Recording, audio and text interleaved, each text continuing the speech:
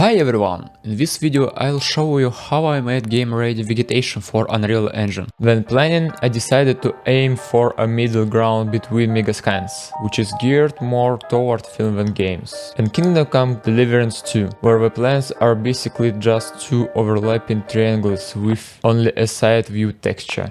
So, firstly we'll need to make something unimaginable for game developers, especially touch grass. This is necessary to make textures for 3D models. Now I will explain how to photograph vegetation correctly. Step 1. Firstly, make photo from afar. I do it for references. I need to know how vegetation located in life, how it's look. Second, pick in the vegetation and take a picture of it. Preferably shoot in RAW format for better quality and more flexible color correction in Photoshop. Vegetation should be located in uniform light and without shadows. It is highly desirable that the vegetation lies on a homogeneous background. This will make cropping the background in Photoshop much easier in the future. After photographing, we export the photos to Photoshop and cut background.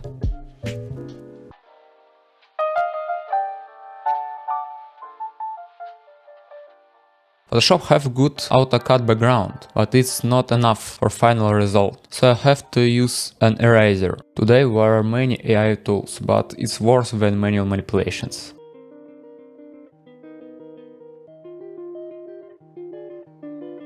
After that, you need to select your leaves and remove remnants of the background. It is almost invisible because of translucently. I advise you to check on a white and black background for verification. Then I adjust color in Camera Raw plugin. I need to redice hotspot and shadows. I didn't plan on ambient occlusion textures, so I didn't remove shadows completely for much details in color texture. Also, I reduced the blue tints in the green areas. Then I am using stamp for delete black dots and drops. Some leaves have low roughness by nature, which is why the overshoot cannot be correct in camera. I also solved this problem with stamp. I don't have poppy petal in my area, so I did poppy petal with noise and pattern. Okay, next thing we need to do is pack a texture atlas.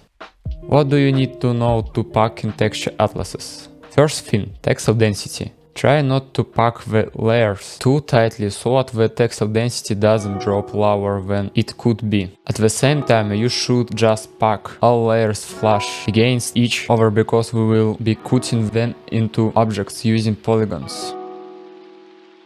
The closer the layers are to one another, the more polygons will be needed for separation, which is not optimized. To sum up, you need to find a balance between textile density and polygons count. When you select layer, you will see a blue outline. Consider this as a single polygon. If there are no other layers inside this outline, it means you can stick to just one polygon. Keep in mind that some layers will still require polygons for details.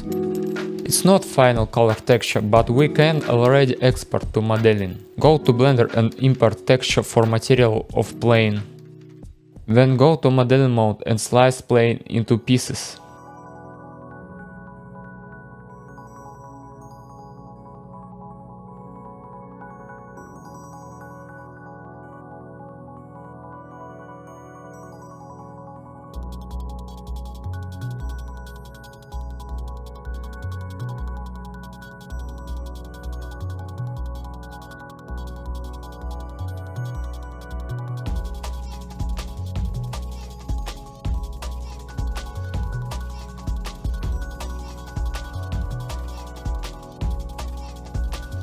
In the process, I saw that I need too little fixed atlas to make their feather triangles, so I just resize layers in Photoshop and re-import texture. Okay, we have parts of plants and now I start build models. We need several single flowers for any type. In the process, I am brushing vertices for wind system, which I'll made in Unreal Engine.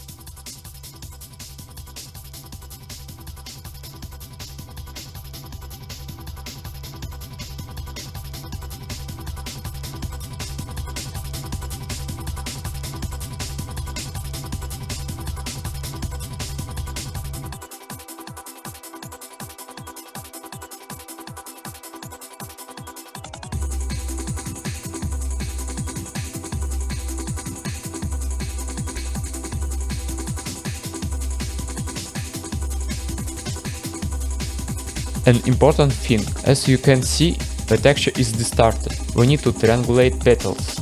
Signs I am showing to fix distorted. Select any center point and extreme peak point and just tap J.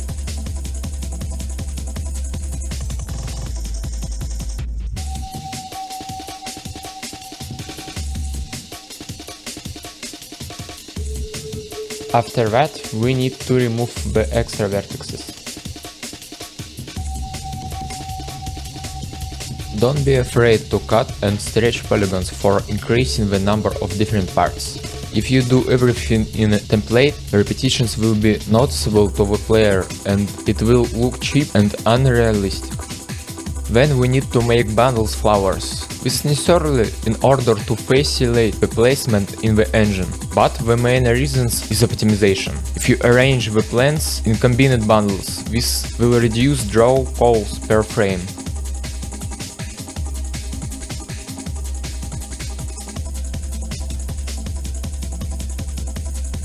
Finally, export from Blender to disk. To do this, need to start all meshes in coordinate center and apply all manipulations for any mesh.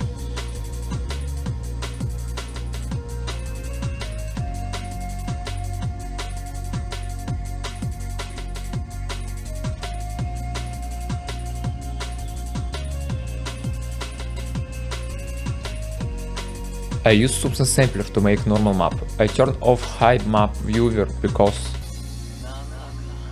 I don't use them.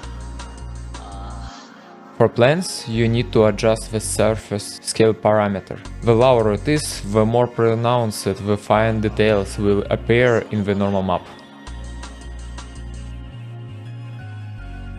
Select Export from Unreal Engine. Now we'll make final color texture. For that, I changed the color of layers which don't match each other because of the different colors. Then create new material and started brushing paint with colors that are not of the layer above. This is necessarily in order to fix contours. That case, the white contours to appear. Export as second texture.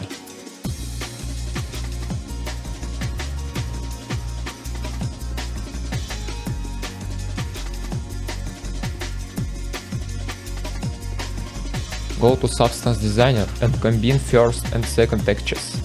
We need alpha channel of first texture and RGB channels for second texture.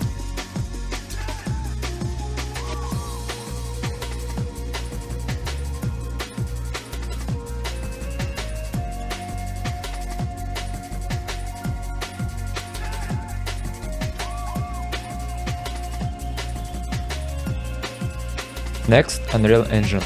Or make a new folder and import files inside.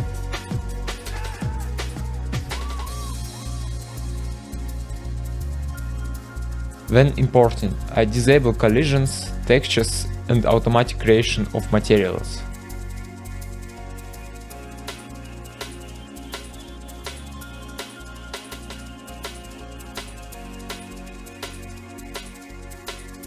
I made master material from my meshes.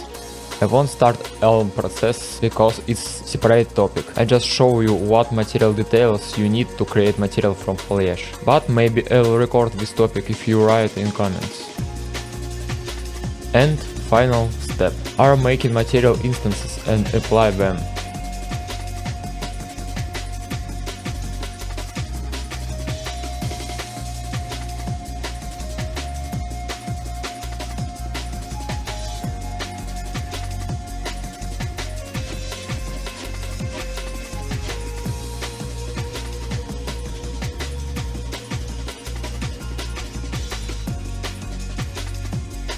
I was ready to use the property matrix as usual to instantly apply the material to all meshes. But it turns out Epic Games removed that feature. Apparently they thought developers were having it too easy and needed a downgrade. So instead I'll show you a Python script to automatically apply the material to your meshes. I'll attach the script template to the video description.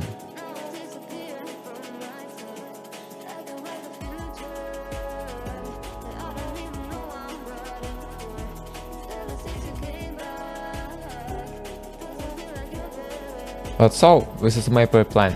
So with bottom line, we've got optimized 3D models for several plants types, sharing just 2 4K textures. We support both Nanite and traditional LOTs, but from my own practical tests, Nanite is definitely the way to go. You can buy this foliage using the link in the description. You can also see how I use this pack in an actual project. If you want to see more of my work, be sure to subscribe to my channel and follow me on ArtStation. And if you need 3D models or a real-time scan, feel free to message me on ArtStation or via email. Bye everyone!